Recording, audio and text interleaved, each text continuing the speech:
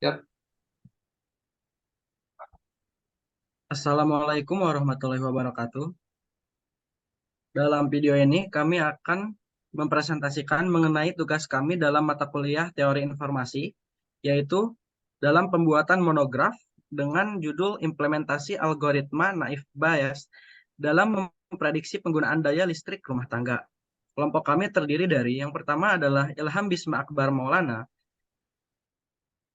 dan NPM 217006504, selanjutnya Muhammad Irfan Pangwangun, NPM 217006506, dan saya sendiri, Nabhan Torik Arianto, dengan NPM 217006507. Nah, untuk bagian pendahuluan akan dijelaskan oleh pemateri Ilham Bisma. Kepada Ilham dipersilahkan. Baik, terima kasih kepada moderator. Di sini saya akan menjelaskan pendahuluan. Yang pertama adalah latar belakang. Jadi, era kemajuan teknologi dan pertumbuhan pesat kebutuhan akan energi telah memicu perubahan paradigma dalam cara masyarakat mengelola dan menggunakan daya listrik di rumah tangga.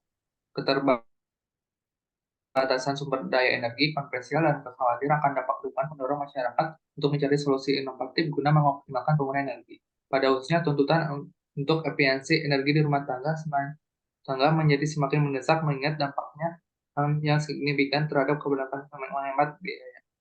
Nah, salah satu pendekatan telah terbukti berhasil dalam memprediksi pola konsumsi dari listrik adalah algoritma Neighbor Bayes. Algoritma ini berdasarkan pada teorema Bayes dengan asumsi independensi antar variabel membuatnya menjadi alat yang efisien dan dapat diandalkan untuk analisis prediksi termasuk dalam konteks analisis data energi. Nah, untuk tujuan data-nya, monograf ini algoritma Neighbor Bayes dalam konteks prediksi penggunaan dari listrik rumah tangga. Melalui eksplorasi ini, diharapkan monograf ini dapat memberikan pemahaman yang lebih mendalam tentang pola konsumsi energi rumah tangga dan memberikan panduan berharga bagi pengguna untuk mengelola daya listrik secara efisien. Untuk signifikansi penelitian, pentingnya pengelolaan energi yang efisien tidak hanya relevan untuk individu dan rumah tangga, tetapi juga memiliki dampak yang lebih luas pada skala masyarakat dan lingkungan. Selain itu, dengan memberikan pandangan holistik tentang implementasi algoritma Neighbor Bayes, monograf ini berupaya memperkaya pengetahuan di bidang ilmu energi dan teknologi informasi.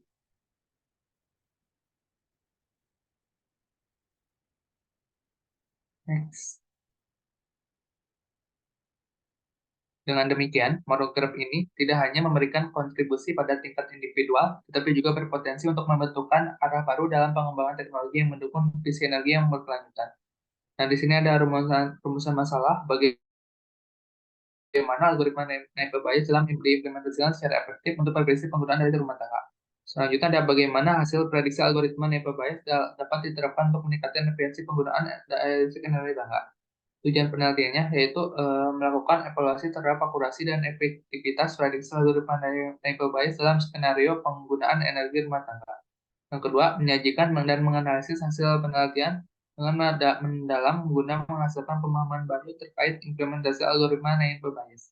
Nah, untuk manfaat penelitiannya, saat pertama, penelitian ini memiliki manfaat signifikan dalam mengidentifikasi pola konsumsi listrik yang kurang efisien di tinggal rumah tangga. Kedua, dengan menghasilkan hasil-hasil prediksi algoritma Neighbor Bayes, penelitian ini memberikan kontribusi pada pengembangan solusi kelanjutan untuk manajemen energi di rumah tangga.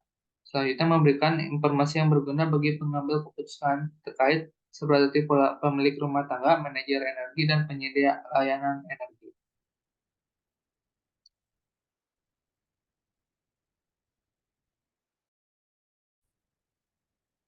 Nah, selanjutnya di sini ada bagian bab 2 landasan teori. Nah, untuk pengertian algoritma neighbor bias adalah suatu teknik klasifikasi dalam dunia kecerdasan buatan yang didasarkan pada teorema Bayes. Nah, untuk teorema Bayes adalah suatu teorema dalam teori probabilitas yang menjadikan cara untuk menghitung probabilitas suatu kejadian berdasarkan probabilitas kondisional. Dalam rumus ini, di sana terdapat ada rumus. Nah, dalam rumus ini, JX adalah probabilitas suatu kejadian X terjadi jika diketahui kejadiannya telah terjadi. JX strip Y adalah probabilitas suatu kejadiannya terjadi jika diketahui kejadian X telah terjadi. J dalam kurung X adalah probabilitas awal kejadian X. J dalam kurung Y adalah probabilitas awal kejadian Y. Nah, untuk pengertian daya listrik rumah tangga, ya daya listrik rumah tangga adalah besaran yang mengukur jumlah energi yang dapat digunakan oleh perangkat elektronik dalam sebuah rumah tangga. Kedua, faktor-faktor yang mempengaruhi penggunaan daya listrik. Yang pertama adalah jumlah dan jenis perangkat elektronik, lalu kebiasaan pengguna. Dikembalikan kepada moderator. Ya, terima kasih kepada Ilham yang telah menjelaskan bagian 1 dan 2. Untuk selanjutnya, bab 3 dan 4, yaitu tinjauan pustaka dan metodologi penelitian, akan diserahkan kepada pemateri Irfan Pangwangun. Kepada Irfan, dipersilahkan. Terima kasih kepada moderator yang mempersilahkan saya untuk berpresentasi. Di sini saya akan menjelaskan penelitian terkait, yaitu penelitian yang ditetapkan oleh Asaleh membahas mengenai pemanfaatan metode klasifikasi naib Bayes untuk memprediksi konsumsi listrik rumah tangga.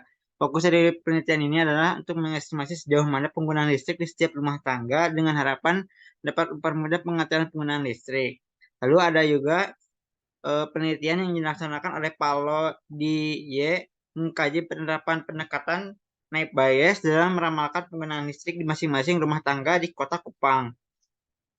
Proyek ini memanfaatkan bahasa PHP dan MySQL. Hasil penelitian ini menunjukkan bahwa eksperimen dilaksanakan pada 50 dataset di wilayah Kota Kupang. Lalu sebagai tambahan lainnya, terdapat penelitian lain yang sejenis menggunakan metode klasifikasi naib Bayes, yaitu penelitian kasus gizi, ada kasus keputusan berinvestasi, lalu kasus data individu antropometri, lalu ada memprediksi kelas penyebaran COVID, dan lain sebagainya. Next. Lalu ada metodologi penelitian yang kami lakukan, yaitu yang pertama ada studi literatur, yaitu melakukan tinjauan literatur terhadap penelitian sebelumnya yang relevan seperti tadi. Lalu ada melakukan analisis mendalam terhadap literatur yang relevan untuk memahami konsep dasar algoritma naive Bayes.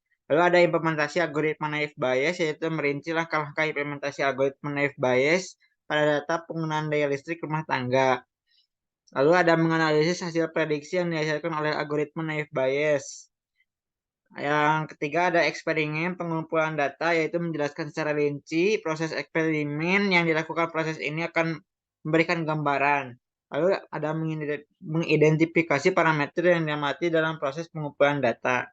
Sekian dari saya, kembalikan pada moderator.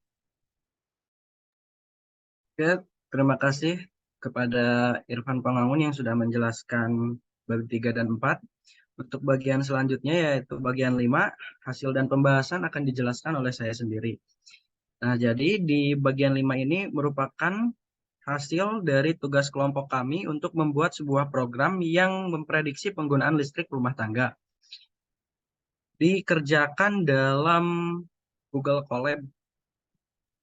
Nah, dapat dilihat, ini sebenarnya dipoto per tahap sampai ada 8 tahap. Yang pertama yaitu tahap 1, yaitu import library dan memanggil data.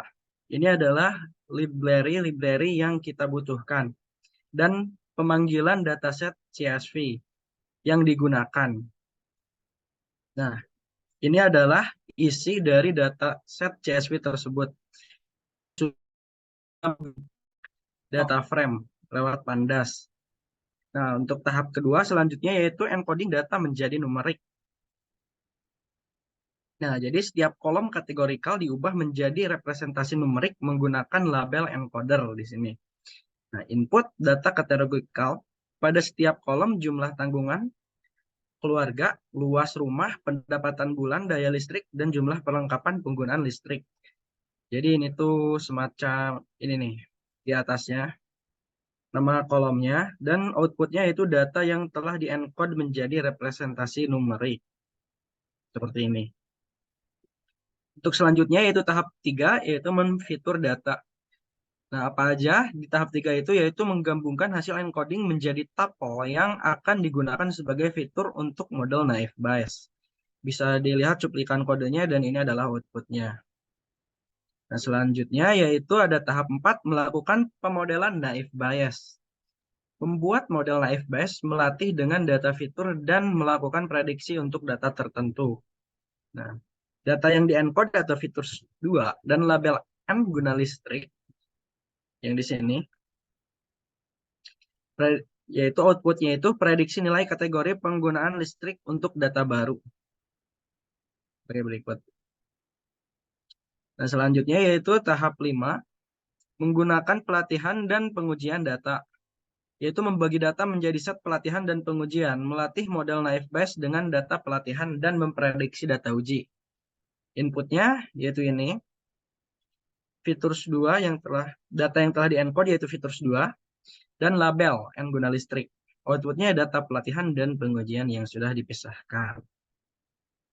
Selanjutnya tahap 6, mengukur akurasi model dengan membandingkan hasil prediksi dengan nilai sebenarnya pada data pengujian.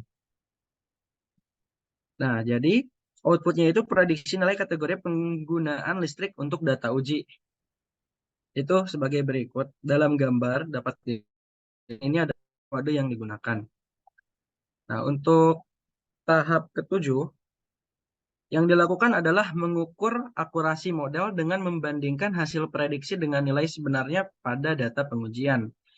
Input data sebenarnya, ya tes dan prediksi, mencari nilai akurasi dengan menggunakan berbagai model dengan pilihan opsi. Jadi di sini dapat dipilih, opsinya ada pilihan. Dan diantaranya kalau nggak salah itu naive Bayes, KNN, terus random forest, sama regression dan sebagainya. Nah, selanjutnya yaitu membuat metode untuk meningkatkan hasil akurasi dengan menggunakan validasi silang atau cross validation. Terus import lagi library baru yang dibutuhkan dan pembuatan konversi data CSV sebelumnya melalui data frame ke nilai numerik. Dan yang terakhir adalah menambahkan widget atau UI yang disediakan atau yang didukung oleh Google Colab, yang outputnya akan seperti ini. Nah, dan seperti ini. Ini adalah gambar output akurasi lanjutan yang sebelumnya pertama. Setelah melalui proses looping. Dan ini adalah library yang dibutuhkan dan cuplikan kode yang digunakan. Dan ini nih, modelnya ada 6. Naive Bayes, regresi logistik, random forest, SVM, K-nearest neighbor, dan decision tree. Jadi ada 6 model yang digunakan untuk mengukur hasil akurasi. Dan tahap terakhir, yaitu tahap 8, yaitu membuat user interface. Nah, membuat UI yang didukung melalui Google Colabs untuk bagian mendeteksi prediksi. Inputnya yaitu data baru pengguna X, output hasil prediksi penggunaan listrik Y. Hasil output ditentukan dari dataset seperti yang terlihat pada tahap 1. Jika penggunaan listrik tinggi, maka boros, dan jika penggunaan listrik sedang, maka akan menghasilkan hemat. Dan selanjutnya, penambahan penghapusan output untuk looping, hanya khusus untuk bagian hasil prediksi. Jadi hasil outputnya itu akan seperti ini. Yang jika menekan prediksi lagi, ini akan hilang, terus muncul hasil yang baru. Beda dengan yang sebelumnya itu ada semacam riwayat. Jadi ini terus bertambah sampai ke bawah hasil outputnya. Sebenarnya di Python itu bisa menggunakan untuk menyusun UI Trinta, tapi karena menggunakan Google Colabs, jadi menggunakan yang didukung. Jadi yang didukung itu adalah ini, IPy widgets dan IPython display, lebih rapi. Nah, kenapa di sini yang sebelumnya hasil akurasi ada riwayatnya? Karena hasil output prediksi hemat atau boros sengaja tidak ada histori atau catatan riwayat karena berbeda dengan hasil akurasi. Hasil akurasi ada catatan atau histori agar bisa dibandingkan dan ada keterangan, dan setiap perbedaan model ditambah berapa lipat validasi silang yang digunakan. Dan ini adalah gambar cuplikan kode yang digunakan. Nah, untuk penerapan algoritma naive Bayes untuk meningkatkan efisiensi penggunaan daya listrik di rumah tangga, kita harus memahami dari pemahaman pola penggunaan, segmentasi penggunaan daya, personalisasi rekomendasi, penyusunan kebijaksanaan yang tepat sasaran, evaluasi dan penyesuaian berkelanjutan, dan manfaat ekonomi dan lingkungan. Dengan demikian, implementasi algoritma naive Bayes bukan hanya memberikan yang akurat, tetapi juga membuka peluang untuk transformasi signifikan dalam pengelolaan energi rumah tangga, menciptakan kebijakan yang efektif dan memberikan manfaat ekonomi dan lingkungan yang signifikan. Nah, dan untuk selanjutnya itu merupakan referensi-referensi yang kami ambil, yaitu daftar pustaka. Ada 10 yang kami gunakan untuk menyusun monograf ini. Mungkin sekian presentasi dari kelompok kami. Mohon maaf bila ada kesalahan. Wassalamualaikum warahmatullahi wabarakatuh.